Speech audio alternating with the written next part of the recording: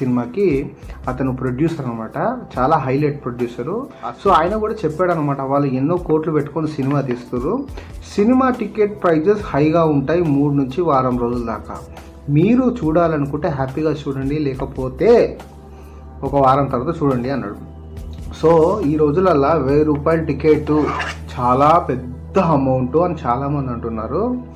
1000 రూపాయల టికెట్ నువ్వు ఎప్పటికీ పెట్టవు. రోజు పుష్ప టికెట్ 1000 రూపాయలు ఉండదు. ఫ్యాన్స్కి సపరేట్ ఉంది, ప్రీమియర్స్కి సపరేట్ ఉంది, బెనిఫిట్ షోకి సపరేట్ ఉంది.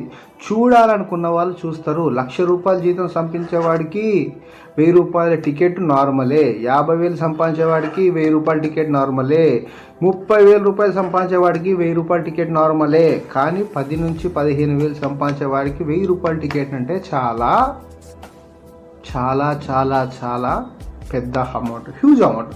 అందుకోసమే ఆగండి అంతే.